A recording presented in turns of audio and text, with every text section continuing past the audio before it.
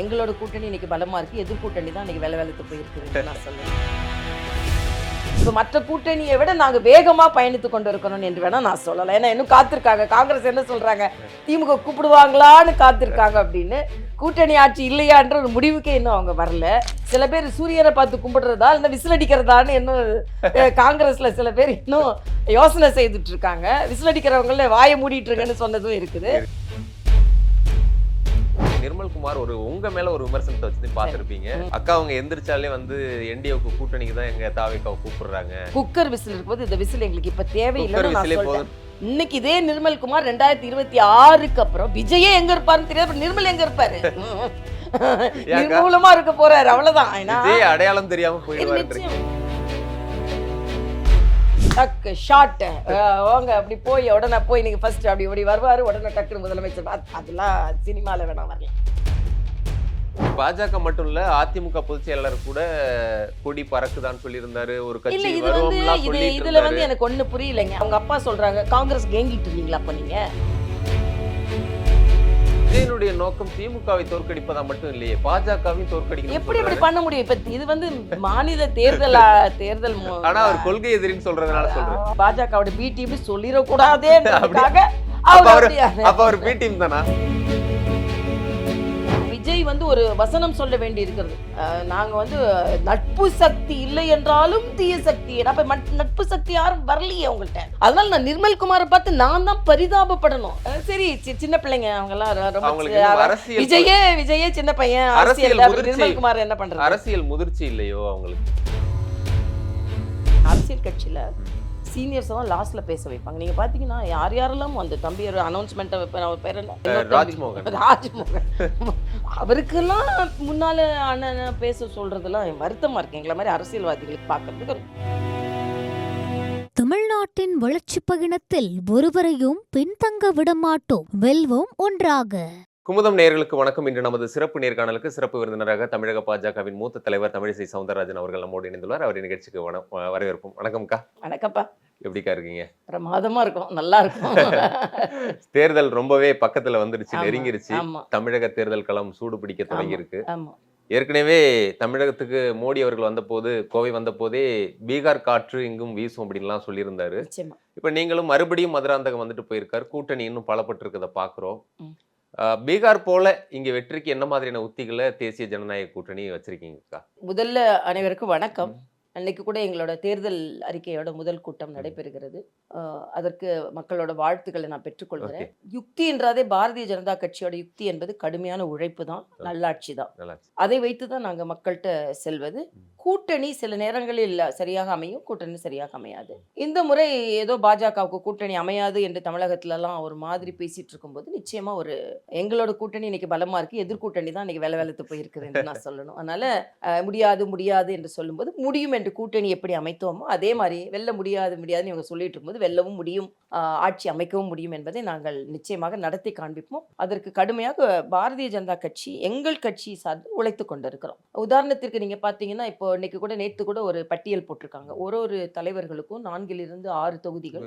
அந்த தொகுதிகள் சுற்றுப்பயணம். அந்த தொகுதிகளில் அவங்க போய் அந்த தொகுதி முழுவதுமாக பயணித்து அங்கே உள்ள எல்லா முக்கியத்துவங்களையும் பார்த்து, தொண்டர்கள் வீட்டுக்கு போய் பூத் கமிட்டியை பார்த்து அப்படியே அங்கே தங்கி, அது மாதிரி எனக்கு 6 தொகுதிகள், அதே மாதிரி தலைவர் 6 தொகுதிகள், தம்பி அண்ணாமலை, முருகன் எல்லாருமே 6 தொகுதி எடுத்துக்கோ. சில பேருக்கு 2 தொகுதி, முக்கியமானவர்களுக்கு 5 to 6 தொகுதி. மக்களோடு பயணித்து அதன் மூலமா நாங்க வந்து இந்த வெற்றியை பெறப்போகிறோம் என்பதுதான். ஏற்கனவே பூத் கமிட்டிலாம் நாங்க அமைத்துட்டோம். நீங்க பத்திரிகையிலே பார்த்திருப்பீங்க.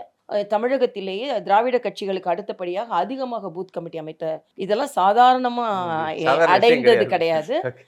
ஒரு சவாலோட ஒரு தேசிய கட்சியா இருந்து மெதுவாக வளர்ந்து இந்த நிலைக்கு நாங்கள் அடைந்திருக்கிறோம் என்றால் அதற்காக கடுமையாக உழைத்த தொண்டர்கள், தலைவர்கள் எல்லோருக்குமே நம்ம நன்றியுடையவர்களாக இருக்கணும்.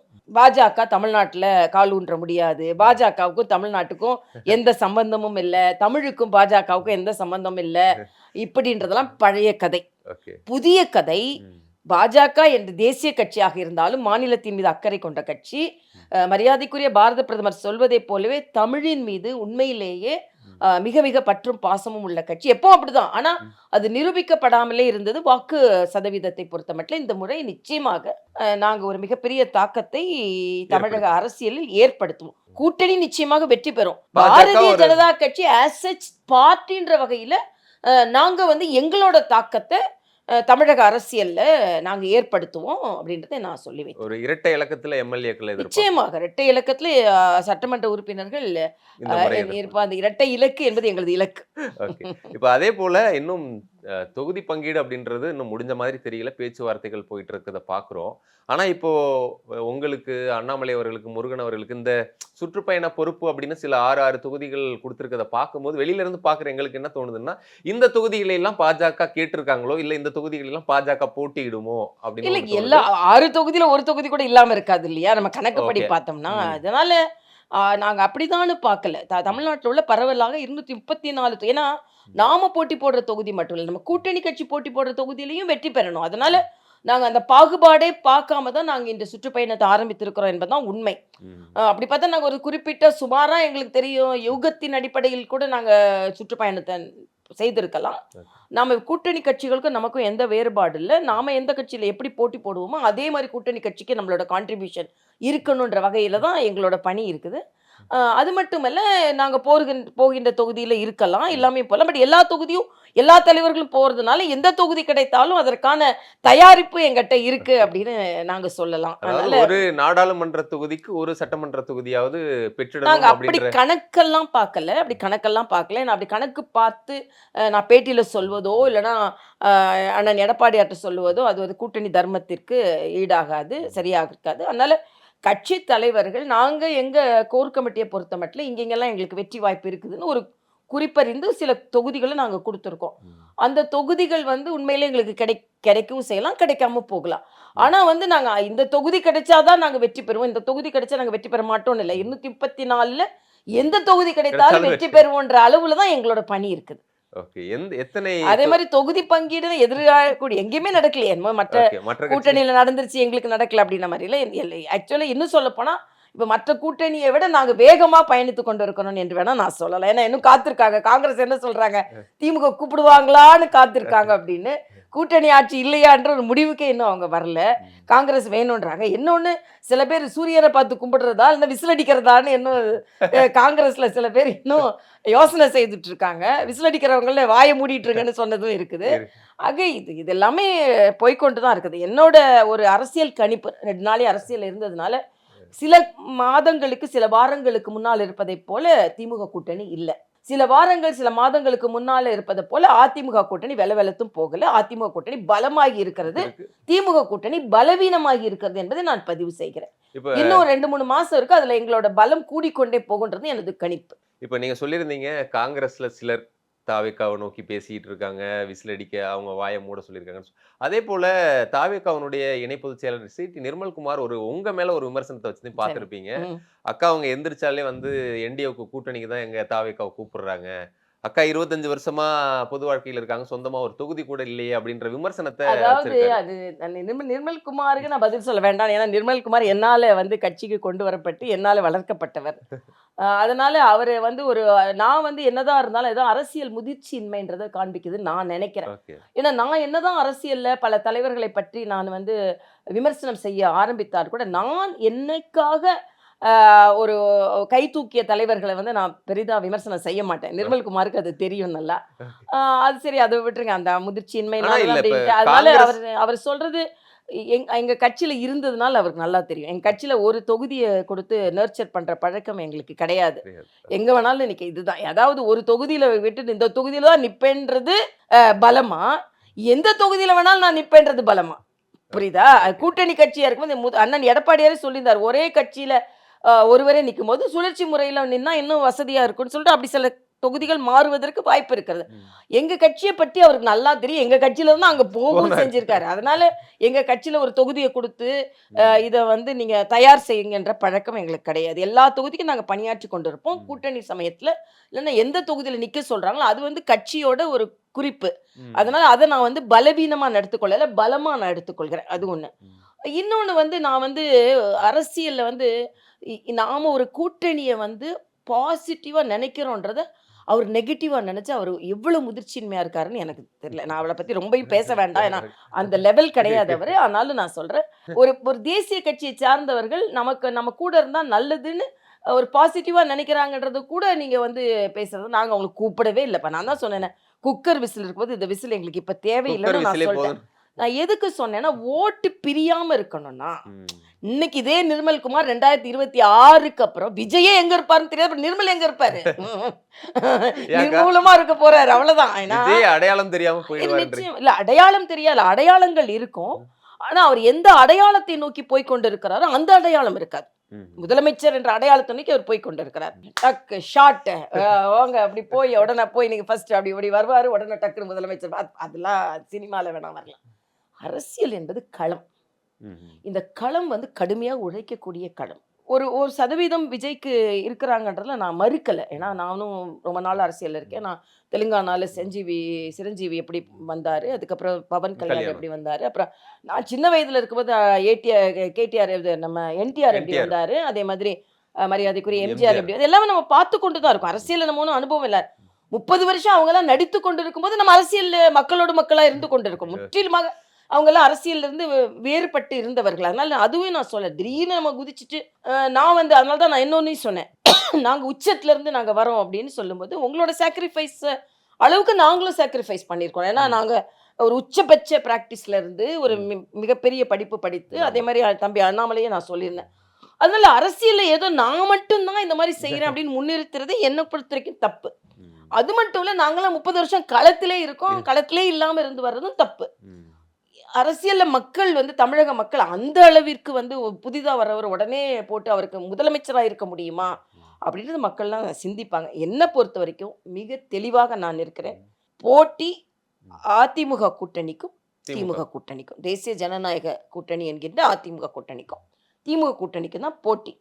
நிச்சயமாக விஜய் வந்து ஒரு சலசலப்பை ஏற்படுத்துவார். ஆனா அந்த சலசலப்பு உச்சபட்சத்திற்கு போகும் அளவிற்கும் சலசலப்பு கிடையாது. யாரோட்ட அவர் வாங்குவாருன்றதும் ஒரு கணிப்பா இருக்கு. பட் நாங்க எப்படி பணியாய நிக்கிறோம்னா, யாரோட ஓட்டு வாங்கினா கூட எங்களுக்கு பலம் நாங்க அதிகமா கூட்டிக் கொள்ளணும், நாங்க பணியாற்றி கொண்டு இருக்கிறோம். இப்ப நீங்க சொன்னதிலே சொல்லியிருந்தீங்க, விஜய் அவர்கள் கண்டிப்பா ஒரு வாக்கு சதவீதம் அவருக்கு இருக்கு இல்லன்னு சொன்னேன். அதாவது நாம அரசியல யதார்த்தம் எல்லாமே பேச முடியாது இல்லையா? ஒண்ணுலாம் இல்ல அதெல்லாம் அப்படி நான் சொல்லலை. ஏன்னா ஒரு கொஞ்ச நாள் நடிச்சிருக்காரு, அது மாதிரி ரசிகர் கூட்டம் இருக்குது, இளைஞர் கூட்டம் இருக்குது, அது இல்லைன்னு சொல்ல முடியாது. ஆனா அரசியல், அதனால தான் நான் சொன்னேன், விசில் என்பது ரசிகர்களுக்கான சின்னமே தவிர தொண்டர்களுக்கான சின்னம் இல்லை அப்படின்னு நான் சொன்னேன். ஆமா, அததான் சொன்னேன் நான்.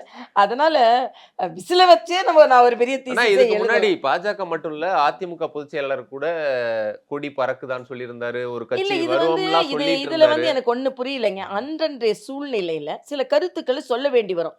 உடனே என்ன கூப்பிடுதான். அப்படி பார்த்தா நீங்க என்ன சொல்றீங்க? இப்ப அவங்க அப்பா சொல்றாங்க, காங்கிரஸ் ஏங்கிட்டு இருந்தீங்களா அப்ப நீங்க? புரியுதா? இப்ப நானே சொன்னேன், பிரியக்கூடாதுன்னு தான் நான் சொன்னேன். இப்போ கொஞ்சம் ஓட்டு பிரிஞ்சாலும் நீ உங்களோட நோக்கம் என்ன? வெற்றி பெறுவது மட்டும் இல்ல, திமுகவை தோற்கடிப்பது. திமுகவை தோற்கடிக்கும் என்ற எண்ணம் உங்களது நோக்கமாக இருந்ததனால் அதில் வெற்றி பெறணும். அதில் வெற்றி பெறணும்னா அதற்கான வியூகத்தை நீங்க விஜயனுடைய நோக்கம் திமுகவை தோற்கடிப்பதா மட்டும் இல்லையே, பாஜகவையும் தோற்கடிக்கணும். எப்படி அப்படி பண்ண முடியும்? இப்ப இது வந்து மாநில தேர்தல் ஆனா அவர் கொள்கை எதிரின்னு சொல்றதுனால சொல்றேன். அவர் கொள்கை எதிரி. அதாவது எப்படின்னா, நம்மள வந்து பாஜகவோட பி டீம்னு சொல்லிடக்கூடாதே, அவர் பி டீம் தானா? அப்படி இல்லை, அவரா மனதுல நினைச்சுக்கலாம். பி டீம் சி டீம் அதெல்லாம் ஒண்ணு, நாங்க பி டீம், பீப்புள்ஸ் டீம், அவ்வளவுதான்.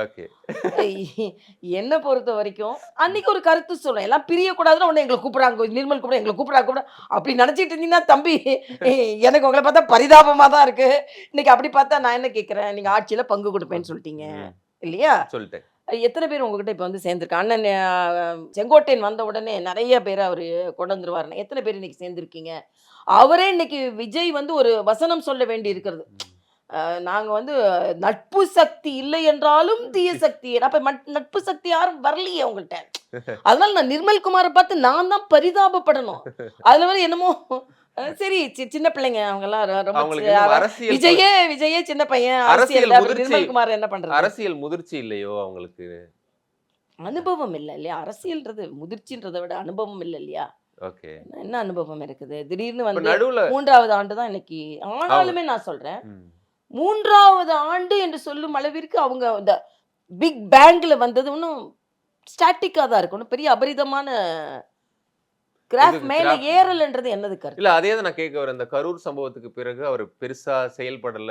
அவருக்கு கிடைச்ச வாய்ப்புகளே அரசியல் மயப்படுத்தல அப்படின்ற ஒரு விமர்சனம் இருக்கு. இல்ல நிச்சயமா. இப்போ உதாரணத்துக்கு நான் சொல்லணும்னா, உதாரணத்துக்கு விஜய் வந்து ஒரு ஒரு ஒரு 41 பேர் இறந்துட்டாங்க. இப்ப எங்களைப் போன்ற அரசியல்வாதி என்ன உடனே டர்ன் ஆயி, ம். அ ந போயி என்னாச்சு? ஏது இல்லன்னு நம்மள ஆளுங்கள போயான்னு பாருங்க அப்படின்னு சொல்லாம, டக்குன்னு ஒரு சைலன்ட் மோடுக்கு போனதெல்லாம் போனது. வந்து ஒரு முதிர்ச்சியின்மை தான். அவர் வருத்தப்பட்டுருக்கலாம். வருத்தப்படாமலாம் இருந்திருக்க முடியாது. அது ஒரு ஒரு சரியான அட்வைசர்ஸ் சரியா இல்லையோ? இல்லையோ? என்னங்க நிர்மல் குமார், அவர் பேர் என்ன? ஆதவர்ஜுனா. ஆதவர்ஜுனா இவங்கலாம் என்னங்க அட்வைசர்ஸ்? ம். தனிப்பட்ட முறையில அவங்கலாம் திறமையாளர் தான். இப்ப ம். நிர்மல் குமார் ஐடில எங்ககிட்ட தான் வேலை செஞ்சார். திறமையாளர்ன்ற வகையில தான் ஐடியே வச்சனா. ம். ஆனா ஒரு ஐடிக்கு தான் லாய்க்கு. இல்ல அதுல இப்ப வந்து அதே செங்கோட்டையன் மாதிரி செங்கோட்டையன் மாரி ஒரு ஆதவர்ஜுனா ஒரு ஸ்ட்ராட்டஜிஸ்டா இருந்திருக்கலாம். இப்ப ம். செங்கோட்டையன் அண்ணன் போயிருக்காரு. அவர் அனுபவசாலி. ம். ஆனா அது மட்டுமே போதாது இல்லையா? அவருக்கு அங்க முக்கியத்துவம் இல்ல. ஆதவர்ஜுனா கீழ தான் அவருடைய பேர் போடுறாங்க பிரச்சார குழுல அப்படிங்கிறதையும் பார்க்கிறோம். எனக்குமே வருத்தமா தான் இருக்கு. ஏன்னா வந்து அவர முன்னாலே அரசியல் கட்சியில ம். சீனியர்ஸ் தான் லாஸ்ட்ல பேச வைப்பாங்க. நீங்க பாத்தீங்கன்னா யார் யாரெல்லாம் அந்த தம்பி ஒரு அனௌன்ஸ்மெண்ட் அவர் பேர் என்ன? புசி ஆனந்த். புசி அண்ட்ல இன்னொரு தம்பி. ராஜ்மோகன். ராஜ்மோகன். உங்கள மாதிரி பேட்டி எடுத்திருந்தாரு. நான் ஆ. குறைவா சொல்லல. அவருக்கெல்லாம் முன்னால அண்ணன் பேச சொல்றதெல்லாம் வருத்தமா இருக்கு. எங்கள மாதிரி அரசியல்வாதிகளுக்கு பார்க்கறதுக்கு எனக்கு வந்து செங்கோட்டையன் அண்ணன் எனக்கு ரொம்ப நாளா தெரியும். என் கல்யாணத்துக்கு வந்திருக்காரு. அந்த அளவுக்கு சீனியர் அவரு. ம்ஹ்ம்.